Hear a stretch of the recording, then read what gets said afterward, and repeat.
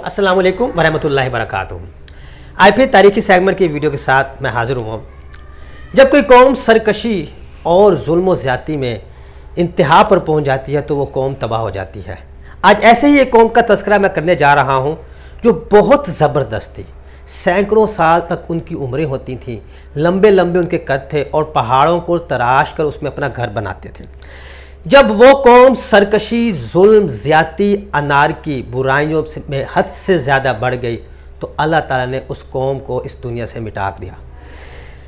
अक्सर लोग मुझ पर एतराज़ करते हैं कि मैं तारीख़ क्यों बयान करता हूँ, तो मैं उन लोगों से सिर्फ यही कहना चाहूँगा कि तारीख़ मैं इसलिए बयान करता हूँ, अगर हम अपनी अकल से इस तारीख़ को पढ़ें तो हम पिछली अक़वाम की गलतियों से सबक हासिल करके अपना हाल और मुस्तकबिल बेहतर कर सकते हैं।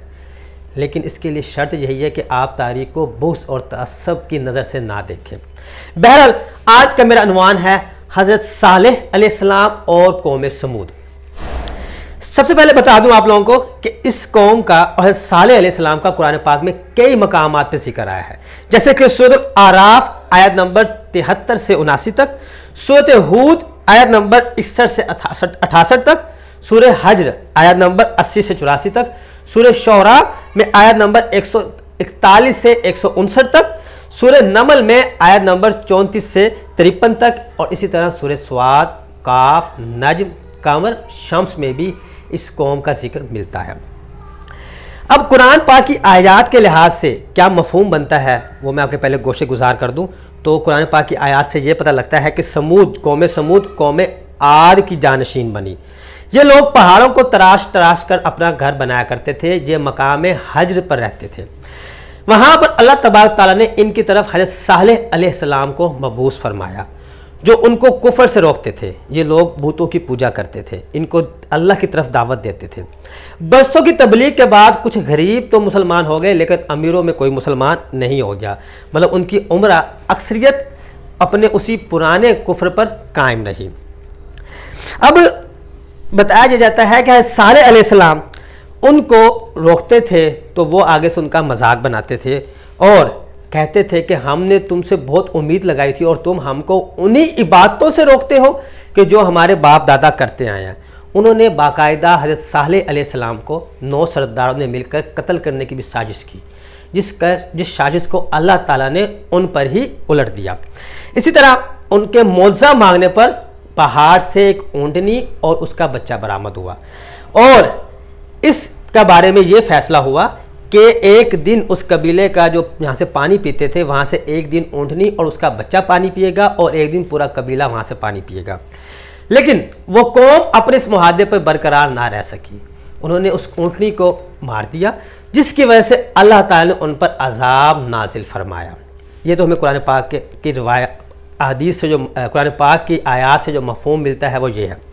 अहदीस मुबारक में भी इसका अक्सर मकाम पर जिक्र मिलता है, जैसे कि ग़ज़वा तबूक की वापसी पर जब रसूल पाक सल्लल्लाहु अलैहि वसल्लम इस मकाम हज से गुज़रे तो वहाँ पर आपने उस बस्ती में मुसलमानों को जाने से रोक दिया।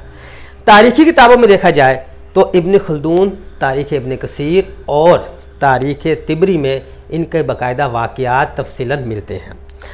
तौरात शरीफ में ये वाक़या नहीं मिलता, इसलिए बाज़ ईसाई इस पर तंज़ भी करते हैं, कहते हैं ये खुद का बनाया वाक़या है, लेकिन ऐसा नहीं है, क्योंकि तौरात शरीफ में वही वाक़यात उन्हीं अम्बिया का जिक्र बयान किया गया है जिनका ताल्लुक़ हज़रत मूसा अलैहिस्सलाम हज़रत ईसा अलैहिस्सलाम से डायरेक्टली था, जबकि हज़रत सालेह अलैहिस्सलाम एक बिल्कुल खालिस्तन अरब कबीले से ताल्लुक़ रखते थे, अरब इलाके से उनका ताल्लुक़ था, इसलिए उनका जिक्र वहाँ पर नहीं मिलता और कोई वजह नहीं है।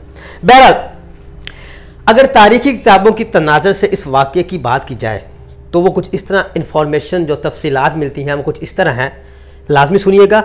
कौम समूद के बाप समूद, जिसका नसब ये बताया जाता है समूद इब्ने कासर, जिसे इब्ने जासर भी कहा जाता है, इब्ने जायर भी कहा जाता है।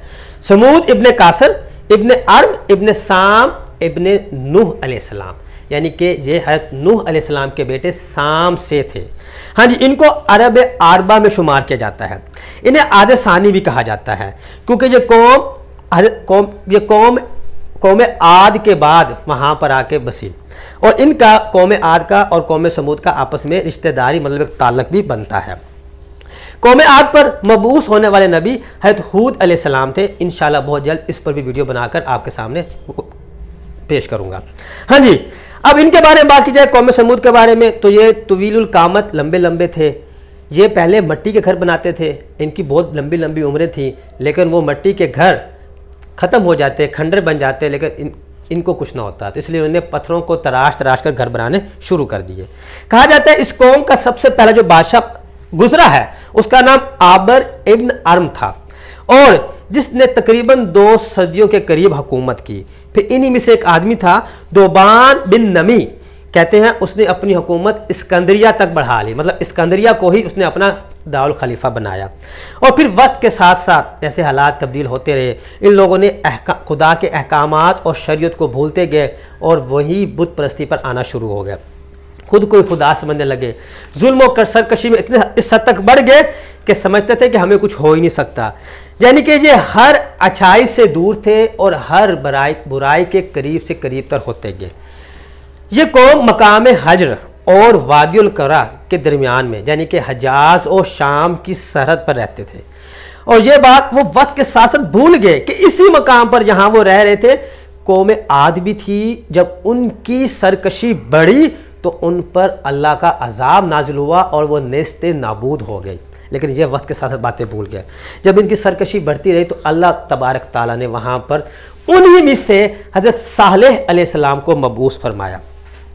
हज़रत सालेह अलैहिस्सलाम का नसब कुछ इस तरह बयान किया जाता है, सालेह बिन उबैद बिन मासिख बिन उबैद बिन खाद बिन समूद बिन जायर, जिसे जासर भी कहते हैं, बिन आर्म बिन साम बिन नूह अलैहिस्सलाम। ये नसब बयान किया जाता है सालेह अलैहिस्सलाम का। आपको कितनी उम्र में नबूवत का मकाम मिला इसके बारे में मुतफ़क्का रवायत कोई नहीं मिलती। बहरहाल आपका पेशा तिजारत बताया जाता है और कहा जाता है कि आप एक मस्जिद जिसे मस्जिद सालेह भी कहा जाता है वहीं पर आपने रहायश रखी हुई थी, और आप हमेशा बरहाना पा यानी कि जूते पहने बगैर रहा करते थे। अब आपको भी इस बात से पता ही होगा क्योंकि आप पढ़ते रहते हैं कि जब भी कोई नबी मबूस होता है, पैगंबर आता है, तो सबसे पहले कौम क्या करती है, मजाक बनाना शुरू करती है। इसी तरह आपका लोगों ने मजाक बनाना शुरू कर दिया। चंद गरीबों के अलावा, जैसे कि कुरान पाक में इसका जिक्र मिलता है, किसी ने भी इस्लाम कबूल ना किया बल्कि उनको मजाक बनाते, उनको तंग करते, हत्ता कि उनको तंग और रुस्वा करने के लिए कहा कि आप अगर सच्चे हैं तो एक मजमे में आए, हम आपको वहाँ निशानियाँ बताएंगे, अगर आपने वो निशानियाँ पूरी कर दी तो हम आपको पैगंबर मान लेंगे। हज़रत सालेह अलैहिस्सलाम आगे उन्होंने कहा, जो कुछ रिवायत मिलता है, उन्होंने डिमांड की कि हम एक ऊँटनी हो और ऊँटनी का बच्चा भी हो या बच्चा होने वाला हो। तो हज़रत सालेह अलैहिस्सलाम ने जैसे ही सामने पहाड़ की तरफ इशारा किया तो वहाँ से ऊँटनी और उसका बच्चा क्या हुआ, बरामद हुआ। अब इस मौजे को भी देखकर कुछ लोग मुसलमान हुए, लेकिन जो काफर थे वो काफर ही रहे, हत्ता कि जो कुछ मुसलमान हुए थे उनकी भी कोशिश करते रहे कि ये दोबारा से काफिर हो जाएं। बहरहाल हज़रत सालेह अलैहिस्सलाम ने फरमाया कि तुम लोगों ने मुझसे मौजा तलब किया, मैंने मौजा दे दिया, अब इस मौजे की हिफाजत करना भी तुम लोगों का काम है। इस ऊँटनी और ऊँटनी के बच्चे की तरफ बुरी नज़र से जो कोई देखेगा या इनको कत्ल करने की कोशिश करेगा तो उसकी वजह से पूरी कौम अजाब में मुब्तला हो जाएगी। अब अल्लाह ताला ने आजमाना होता है, अल्लाह ताला ने आजमाने के लिए क्या चीज़ वहाँ पर दी, ये दी कि उस इलाके में पानी की कमी थी, बाकी सब कुछ था, पानी में कमी थी। तो इस कमी को मद्देनजर रखते हुए अल्लाह ताला ने जो आजमाने के लिए शर्त ये रखी कि उस कबीले का जहाँ से पानी पीते थे, एक दिन पानी ऊँटनी और ऊँटनी का बच्चा पिएगा, दूसरे दिन पानी पूरा कबीला पिएगा। बहरहाल जिस दिन वहाँ से पानी ऊँटनी और उसका बच्चा पीता था, उस दिन ऊँटनी उतना ही दूध भी देती थी जिसको पूरा कबीला इस्तेमाल करता था। अब आगे जाके कुछ मुख्तलिफ रवायत मिलती हैं, मतलब थोड़ा सा फ़र्क है, कुछ रिवायत में फ़र्क है जो मैं बयान कर देता हूँ। जैसे कि कहा जाता है कि उसी वक्त हज़रत सालेह अलैहिस्सलाम ने कौम समूद को ख़बरदार भी कर दिया कि तुम ही में से एक नस्ल में एक बंदा होगा जो इस ऊँटनी को मारेगा और उसकी वजह से पूरी कौम अज़ाब मुब्तला हो जाएगी। इसलिए आपने उस बंदे की, उस बच्चे की जो निशानियाँ थी वही बता दी, जिस पर पूरे कबीले ने डिसाइड होकर ये किया कि जो भी कोई बच्चा इस निशानी वाला होगा उसको कत्ल कर देंगे। ऐसी निशानियाँ लिए तकरीबन 8 बच्चे पैदा हुए, उन तमाम को कत्ल कर दिएगा। जब 9वां बच्चा पैदा हुआ तो कई वजूहात की बिना पर वो बच्चा बच गया और वही बच्चा बड़ा होकर इस कौम के पर अजाब लाने का सबब बना। बहरहाल ये भी रिवायत है और बाद जगह पर ऐसी कोई रिवायत नहीं मिलती, बच्चों के कत्ल की ऐसी कोई रिवायत नहीं मिलती। बहरहाल बाकी अल्लाह ही बेहतर जानता है क्या हकीकत है। अब ऊँटनी को मारने वाले का नाम कदार बिन सल्फ बताया जाता है। इसने बड़े होकर कौम को उभारा। इससे पहले 9 सरदारों ने मिलकर हज़रत सालेह अलैहिस्सलाम को मारने की साजिश की और साजिश ऐसे की कि शहर से बाहर चले गए। मशहूर ये कि हम शहर से बाहर जा रहे हैं लेकिन दूसरे रास्ते से वापस शहर में आ गए और एक पहाड़ के घाट तले बैठ गए कि जैसे ही हज़रत सालेह अलैहिस्सलाम मस्जिद से बाहर निकलेंगे उनको कत्ल कर देंगे। अब चूँकि लोगों में मशहूर था वो शहर से बाहर है तो हम ये कहेंगे कि हमने तो उस पर शम्मत नहीं थे, हमें तो पता ही नहीं था। लेकिन कुरान पाक में बताया गया कि उनकी यही चाल उन पर उलट दी गई, मतलब वही पहाड़ जिसके नीचे वो बैठे थे उन पर गिर पड़ा और वही मर गया। बहरहाल इसी वाक़े को उसी कदार ने उठाया, कौम को उभारा और सबको ले गया उस मकाम पर जहाँ पर ऊँटनी को मारना था। जब वहाँ पर पहुँच गए तो उसी कदार ने ही, कदार बिन सल्फ ने ऊँटनी की कोंचे काट दी और बच्चा जो ऊँटनी का बच्चा था वो वापस पहाड़ पर चला गया।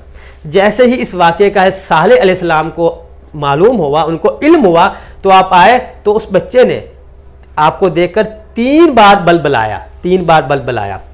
तो आपने कहा कौम की तरफ मुंह करके, अब तुम लोग खबरदार रहो कि तुम्हारे पास 3 दिन हैं, 3 दिनों के बाद इस कौम पर, तुम लोगों पर अजाब नाजिल होने वाला है।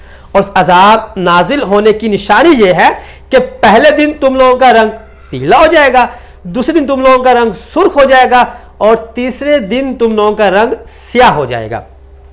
अब जैसे ही वो शुरुआत हुई, रंग पीला हुआ, रंग सुर्ख हुआ, रंग स्याह हुआ, बहुत रोए पीटे, माफ़ी मांगी लेकिन माफ़ी नहीं मिली। जब उनको लगा कि अब हम इस हिसाब से नहीं बच सकते तो बताया जाता है कि वो लोग खुशबुएं लगाकर खुद को लेट गए, क्योंकि उनको इल्म नहीं था कि अजाब किस शक्ल में होगा, आया कि पानी आएगा, आग बरसेगी, क्या होगा, उनको इल्म नहीं था।